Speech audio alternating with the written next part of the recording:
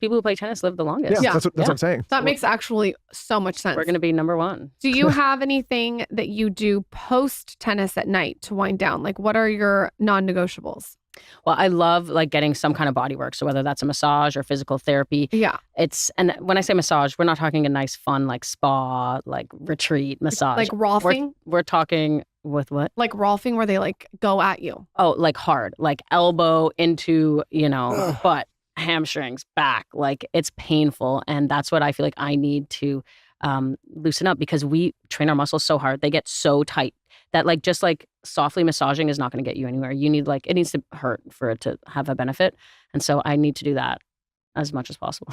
How do you combat failure? This is a topic that comes up on this show a lot when someone, failures and micro failures and coming back after like, what do you do when you take a loss or you feel like you've failed? Looking back, I think I've certainly taken losses too hard at times. And that's something I would say I have a little bit of a regret over. Like I don't have to, stay holed up in my hotel room for 2 days after losing a match. And sometimes I would like literally do that. And my mom's like, what are you doing? Like, it's just a tennis match. Stop it. And I have, because of the perfectionism thing, I want to do so well. And if I make mistakes, it's just so hard for me to accept that. So I think learning to accept the losses, not being so perfect is one thing. But the next thing I would say is just, I feel like sometimes success actually masks problems. And so sometimes failures are just so good to see what you can improve. And I've had, successes and I've had failures throughout my career. And sometimes there were problems even during the successes, but you don't even look at it or think about it because you're like, oh, well, I won this tournament. I'm winning these matches. Everything's fine. It's like, wait, no, there's a serious issue with the technique in your forehand, or my trainer is not training me the right way. But just because I'm winning, you don't really address things. And so I've actually learned to kind of appreciate failures because it shows me what I need to do better.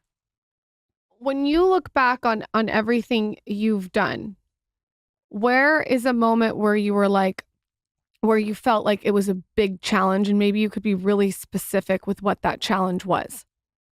Just in general in my tennis career. It doesn't even have to be tennis, just a challenge that you had. And whether it's to me, when I'm hearing you talk about all these trainers, what do you do when you outgrow the trainer? I'm sure that's a whole thing. And yeah. You have, right? That there'd be trainers that are training you that you almost have to scale a business, scale what you're doing. Yeah. Tennis is a really unique sport because you're kind of the CEO of your company, right? So I hire and fire everyone I work with. That's a lot. I'm not going on a team where the team owner has, the coach in place and the trainer in place. It's it's for me. So it's hard actually dealing with humans, right? Isn't that one of the hardest things in all jobs and works of life? And I feel like it's especially a unique relationship when I'm a 20-year-old female and I'm hiring a 50-year-old male who's a coach, and I hire him to tell me what to do, but then ultimately I'm the boss because I could, stop working with him. So it's a really weird dynamic. And sometimes, an older coach who thinks he knows more, will try to decide everything for the player. And then, but it's at the end of the day, it's an individual sport. I decide what I do. So as the player, I can decide to work with you or not. And I've definitely had issues with coaches who have egos or don't want to be told what to do or don't want to let me have a say. It's no, we're doing this for training at this time and you don't get a say. Well, I'm the player. I don't want to, if I play all my matches at 7 p.m. at night, why are you trying to make me go train at 7 a.m? I need to, So they'll say, come train at 7 a.m., but you play at 7 at night. And you're like, no, I need to be playing at 7 at night. Right, so that's when I play. That's so I want to sleep in the morning and get used to the routine. So what do you do? Do you have to fire them yourself? I mean, yeah, it's really hard to do. I have an agent, or when I was younger, my parents, my mom was more involved, helping me.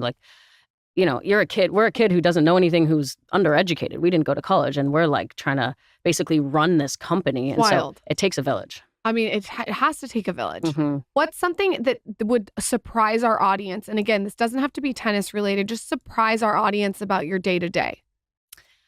Something that I think is super weird in the tennis world is the fact that we all share a locker room.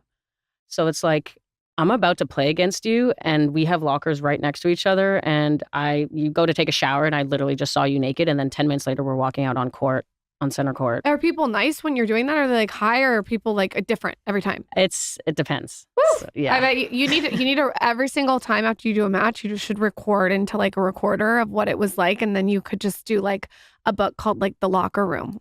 Locker room chats. Yeah. No, it's an interesting experience because again, team sports, they have one team has a locker room, the other team has a locker room. And so in your locker room, you can kind of like let your hair down and relax because it's your teammates. In tennis, it's like you have to have your wall up all the time because you're going into the locker room. It's full of all your opponents.